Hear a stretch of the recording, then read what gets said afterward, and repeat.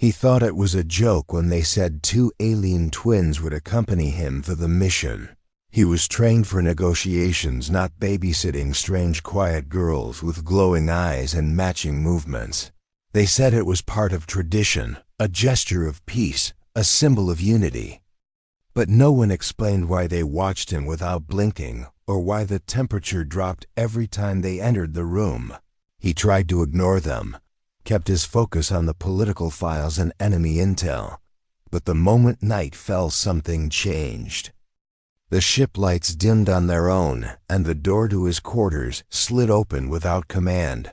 The twins stepped in silently, barefoot and expressionless, standing side by side in the shadows like a reflection split in two. He asked what they wanted, but they didn't speak, just stared at him like they were waiting for a signal only they could hear. Then one of them walked to the edge of his bed and placed her hand on his chest without warning, her skin ice cold and her eyes glowing like they held stars. She whispered a word in a language he had never heard before. But somehow it made his entire body freeze, not in fear, but in recognition. And in that moment, he knew this mission was not about politics, not about peace. It was about him. And something had just begun that he couldn't stop when the transmission came through with sealed diplomatic orders and a direct escort to a restricted star system. He thought it was just another back-channel peace talk that would end in static and silence. He had done these missions before: show up in uniform, shake a few alien hands, smile at something glowing and unreadable, and leave before someone started a war again. But this time was different. The ship that picked him up was silent inside, like it had forgotten how to make noise. No crew spoke to him. No windows showed stars. Just a long hallway that ended in a door covered with symbols he didn't recognize. When the door opened, 2 alien girls stepped forward with perfect synchronicity, their skin faintly iridescent like moonlight on metal, their eyes too pale to be real. One held a small cube while the other offered a scroll wrapped in what looked like woven light.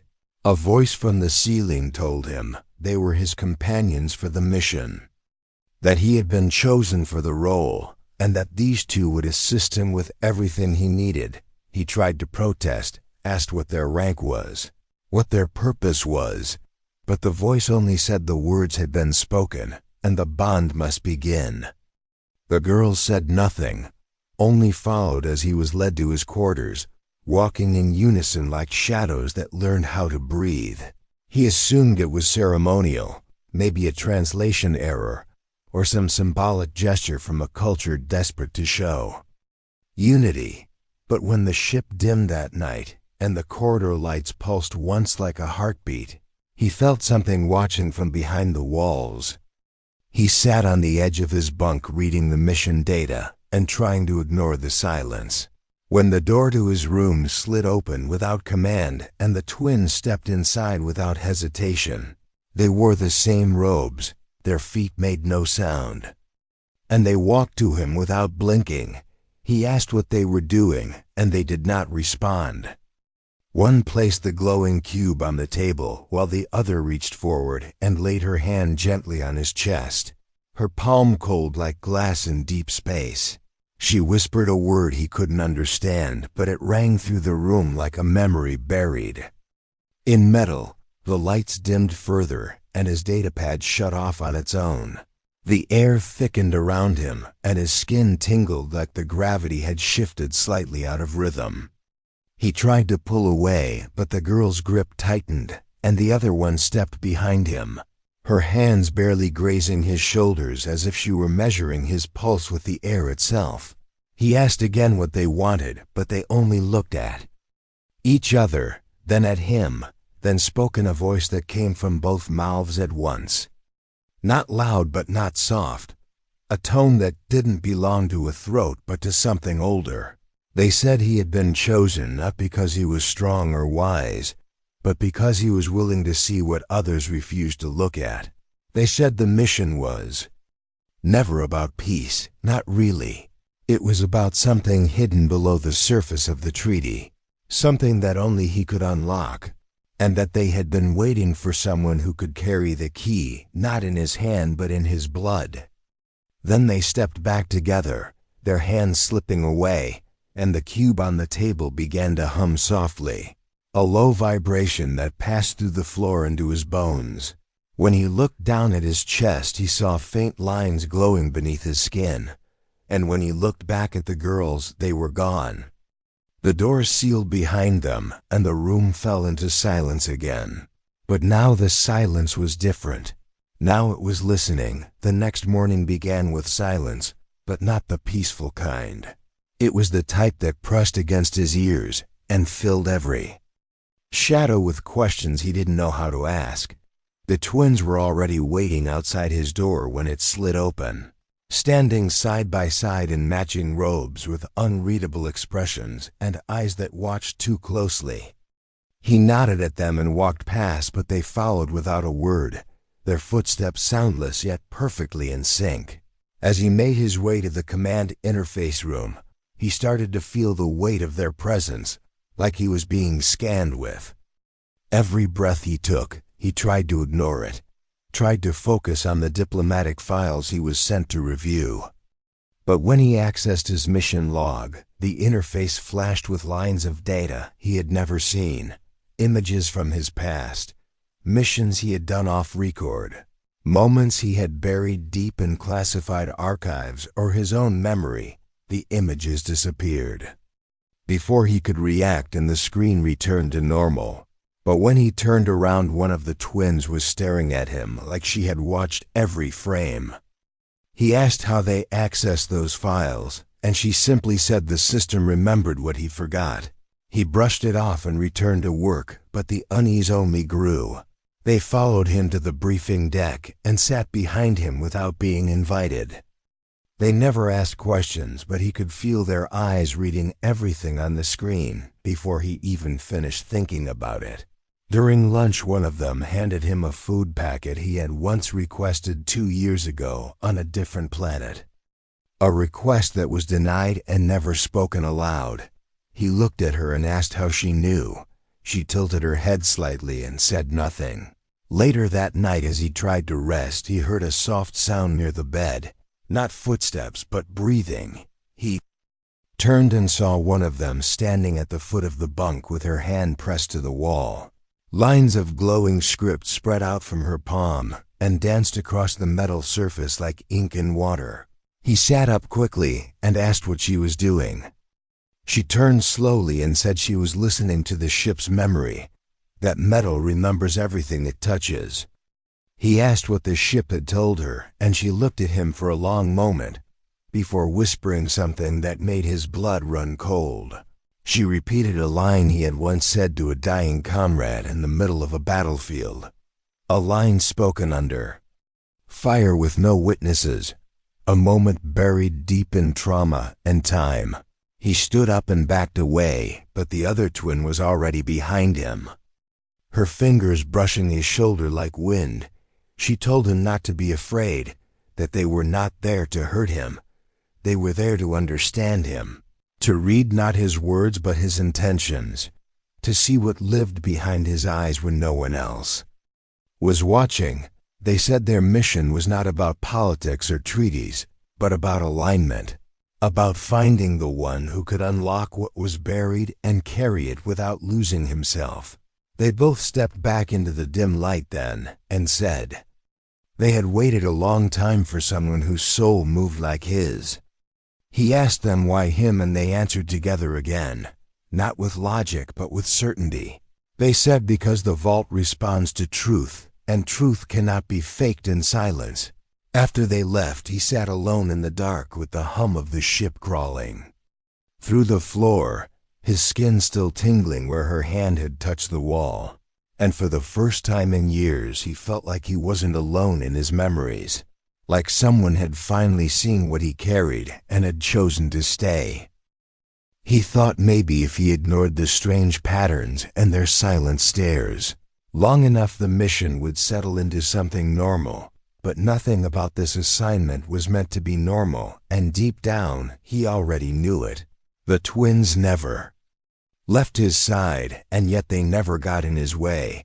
They moved like extensions of his shadow, one always slightly ahead and the other always just behind, guiding him without ever touching him. On the fourth day, they led him off the ship without speaking, into the dense violet forest that surrounded the treaty outpost. The sky was darker than it should have been, and the trees pulsed faintly like they breathed. He kept asking where they were going, but they never answered, only gestured forward until the path disappeared, and he found himself standing in a clearing, filled with broken statues and forgotten machines half swallowed by moss and roots. In the center stood a wide stone circle, etched with symbols that flickered when his eyes moved across them. The twins stepped into the circle and motioned for him to do the same. When he crossed the edge, the air changed. Pressure deepened like he had stepped underwater. Then the symbols ignited with soft white light, and the trees fell silent. One of the twins reached out and touched a tall monolith, and the stone split open like paper, revealing a hollow core filled with swirling images. Planets he had never seen. Stars being born and then consumed, and at the center of it all a human face that looked eerily like his own. He staggered back, but the other twin caught his wrist gently and said it was only a memory echo left behind by a seer from their ancient past, someone who carried a similar pattern in their blood. He asked how they knew this, and they replied that they didn't know until they saw him. The machines responded to him when they hadn't responded in 1,000 years. He walked closer, and the images shifted again, this time showing him walking beside the twins through a field of red sand beneath 3 suns, then standing before a massive vault door with a glowing mark on his chest. He looked down and felt heat there now, pulsing softly under his skin, like something had been activated without permission. He asked what all of this meant, and one of the twins finally spoke alone, her voice quiet but sharp. She said the vault was not a place but a decision. Not a weapon, but a memory that had to be carried by someone who understood what it meant to lose everything and still choose to keep going. They had brought him here not to test his strength, but to show him what was coming, not in war or politics, but in choice. The past would rise again through him if he allowed it, but if he refused, the memory would sleep forever and the light would fade from their people for good. She stepped closer and stared into his eyes, and in that moment he saw something he couldn't explain.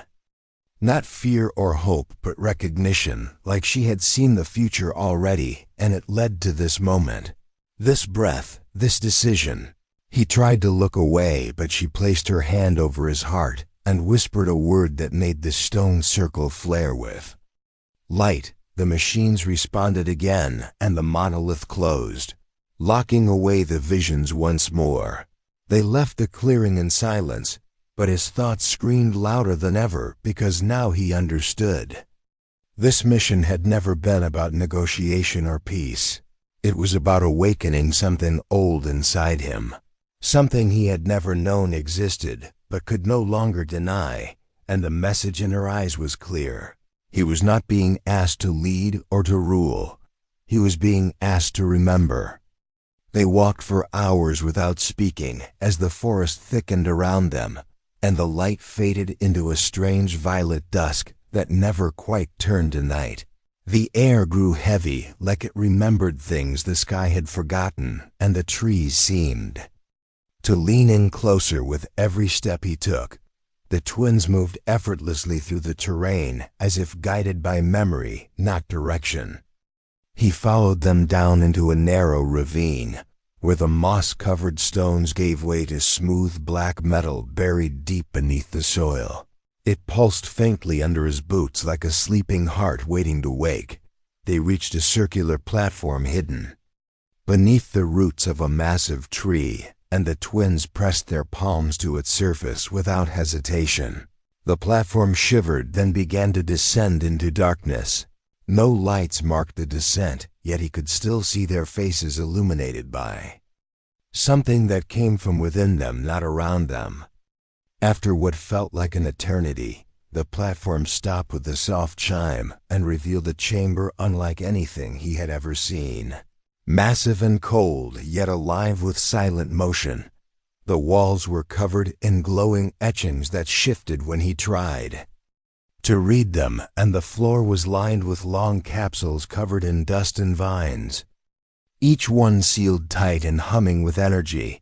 At the center of the room was a throne made of metal and glass, cracked down the middle and flanked by two empty seats shaped perfectly to match the twins. They walked forward and placed their hands on the throne's armrests, and a soft tone echoed through the chamber like an old song waking from silence. He moved closer and felt the pressure rise in his chest like gravity pressing inward, and the air grew thin as if the room was pulling breath from him, not giving it. He asked them what this place was, and this time they both spoke together, their voices overlapping in a harmony that felt like history being spoken out loud. They told him this was the core vault, the last sanctuary of their people's memory, and the final attempt to preserve what had been lost during the collapse. These capsules held not bodies but thoughts, not weapons but legacies, entire lives stored as energy and memory, waiting for someone who could carry them forward. He asked why him again, and one of them stepped down from the throne and walked toward him slowly. She said it was because the vault only responds to those whose souls are still cracked open, who know the pain of losing something and the strength it takes to keep walking anyway. The other twin touched the center of the throne, and a small sphere rose from its base glowing with blue fire. They said this was the seed of the lattice, the last spark of their ancient world, and that if he accepted it, he would not just hold the key, he would become part of it. She warned him that once the bond was complete, there would be no returning to what he was before, no forgetting, no undoing. His mind would carry echoes that were not his, and his blood would remember names he had never spoken. He stepped back, unsure, the weight of the decision like metal in his lungs. But then one of the capsules flickered and showed the face of a child, her eyes wide and filled with stars, and her voice barely a whisper, saying, "Please don't let us disappear." He clenched his fists and looked at the twins, who were no longer strangers, but something closer, something that waited not for orders, but for trust. He nodded slowly and stepped forward. The sphere lifted into the air and hovered between them, pulsing faster as it neared his chest. He could feel it searching, measuring, deciding. Then it moved forward and pressed itself into him without force, but with absolute certainty. The vault walls brightened like a sunrise beneath the soil, and every capsule began to glow. He dropped to one knee as the memories surged into his mind, and the voices of the forgotten whispered through his thoughts like wind across stone. The twins knelt beside him, not in worship, but in welcome, and he understood now this was not the end of a mission, but the beginning of a legacy that had waited too long to live again. He woke on the cold floor of the vault chamber, with the glow of the capsule still pulsing around him, like a silent heartbeat, and the weight of thousands of lives pressing softly behind his eyes. The sphere had vanished into his chest, leaving a faint blue shimmer that pulsed beneath his skin, and a warmth in his spine that refused to fade. The twins knelt nearby, with their hands resting lightly on the metal, as if anchoring the room to the present moment. When he tried to speak, his voice cracked, but one of the twins stood and touched his shoulder gently, and the pain faded like fog in sunlight. She said the vault had accepted him completely, and that what lived inside him now was not a burden but a beginning. He asked her what exactly had entered him, and she answered not with words, but by showing him. She raised her hand, and the wall Behind the throne flickered to life, revealing a projection of spiraling light and memory. It showed their world before the collapse, a civilization built not on conquest but on preservation. One that stored its history not in books or code, but in living vessels designed to pass down not facts but feeling, thought, instinct, soul. He watched as ancient architects encoded memory into light and fused it with biological patterns so complex they could only bond to a certain type of mind.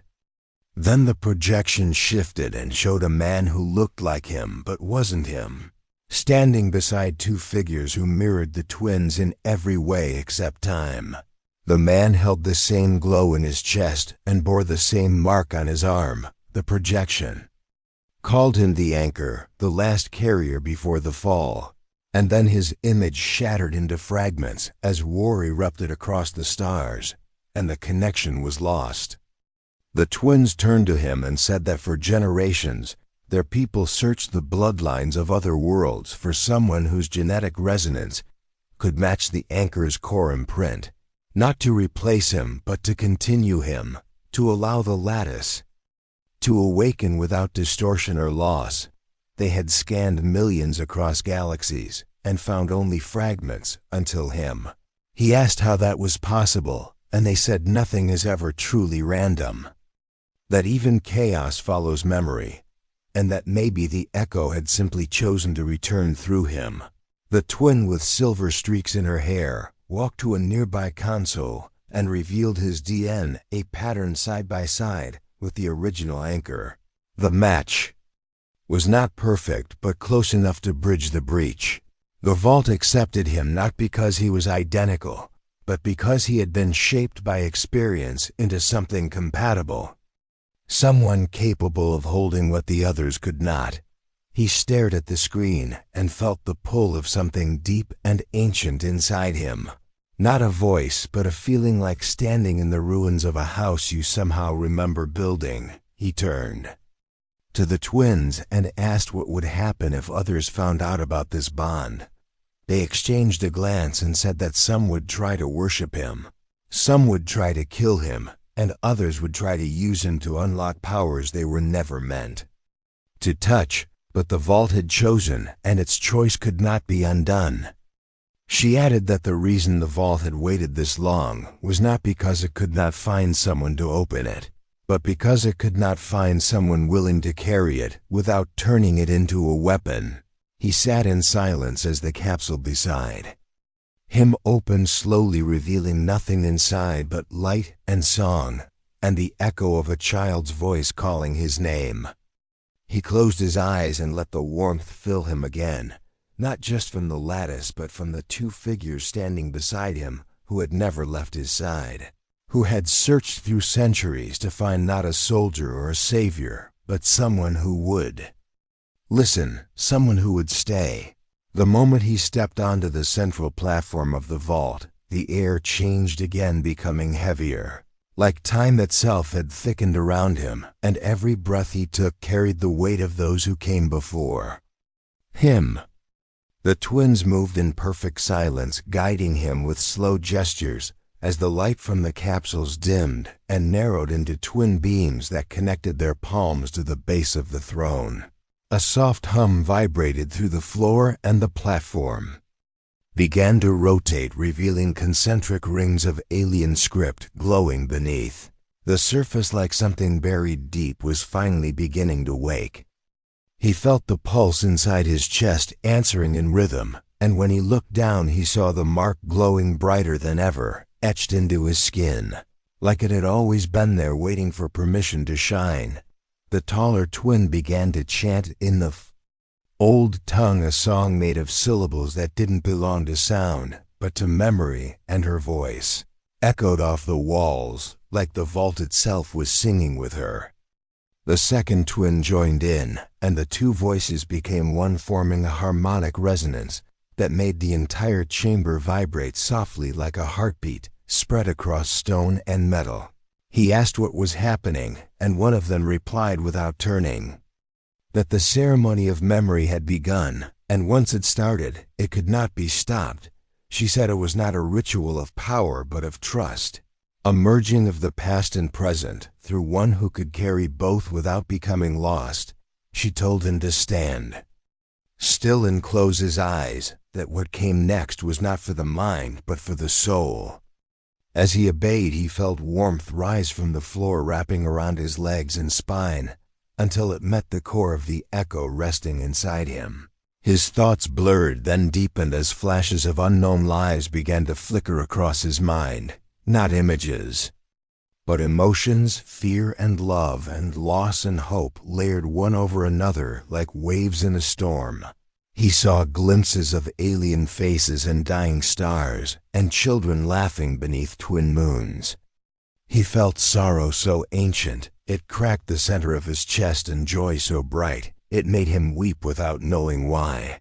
The twins circled him now, their hands raised, their voices rising until the resonance reached a peak that made the metal around them bend ever so slightly as if bowing to the moment. Then came the silence, thick and total, in which only his breath remained. And then the vault spoke, not in words but through sensation and weight. It poured itself into him like liquid light, filling the gaps in his being with stories long forgotten and names he had never heard yet somehow knew. When he opened his eyes again, the chamber had changed. Every capsule now stood open, and empty, their contents passed into the lattice and through him. The air shimmered with residual memory, and the throne no longer looked broken but whole, as if time had been reversed by recognition alone. The twin stood before him, eyes shimmering with the same light now burning in his own. They said he had passed the point of choice, that he was now the bearer, not by command but by communion. The vault had accepted him not just as a carrier, but as a continuation. She told him the ceremony was complete, but the journey was not. That now the true path would unfold, and others would come to test the bond and the balance it created. He stepped down from the platform with his skin still glowing, and the floor, welcoming each footstep like it remembered who he was before he even arrived. And as the doors of the chamber opened to reveal the world above bathed in red twilight, he understood that something had changed, not just within him, but in the stars themselves. Something ancient had returned to life through him, and it was watching quietly, waiting for the next step to begin. The wind above the vault had changed like the sky itself had exhaled first. Time and ages, and the light pouring through the cracked trees, carried a strange warmth that had not touched this world in generations. He stepped into it with the twins beside him, their hands no longer guiding but steadying like companions who walked not ahead or behind, but beside him as equals. The forest seemed quieter now, not from fear, but from reverence, as if the ground itself knew something sacred had just taken root.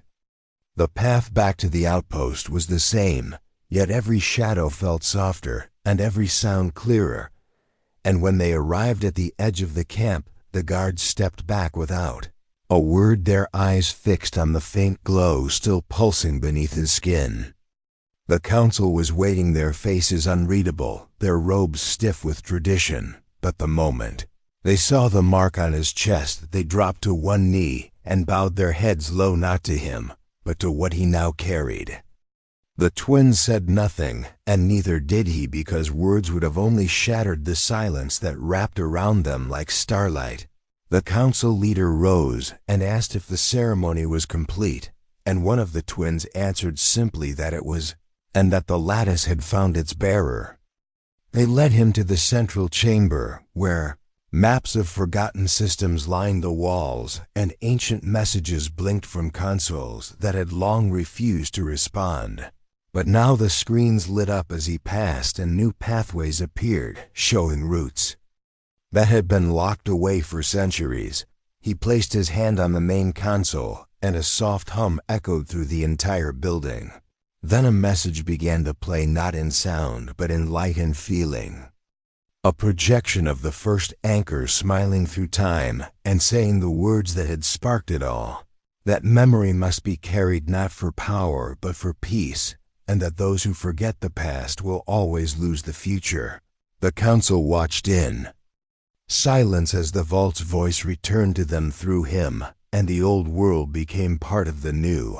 Outside, the chamber ships began to arrive, not in attack, but in curiosity, drawn by the signal that had gone out the moment the bond had sealed.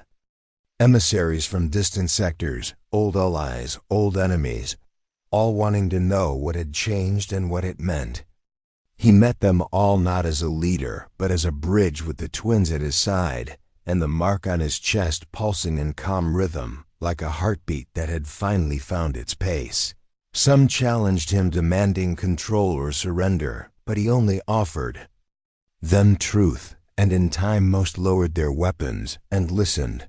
At night, beneath the twin moons, he would sit near the edge of the outpost, where the forest met the stars, and the twins would sit beside him, quiet, but present, always humming that same low melody that had once awakened the vault. Sometimes he would ask them if this peace would last, and they would only smile and say that peace is not a gift. It is a choice that must be made again and again. One night, as they sat beneath the stars, she reached out and touched his hand softly, and whispered the words she had first said when they stood in his room that first night, and he understood now what it truly meant. It was not possession, it was not command, it was a promise, a reminder that once something ancient is trusted into your hands, it becomes part of you, and that bond cannot be broken. Not by war or time or fear. He looked at them both and said he would carry it for as long as he lived, and they nodded because they already knew. And somewhere far above them, where the stars watched with silent memory, the echo of the vault traveled through light and time, whispering that the new beginning had already begun. If you love thrilling HFY Sci-Fi stories like this, turn on the bell icon so you never miss the next twist in our sci-fi universe. Make sure to hit that subscribe button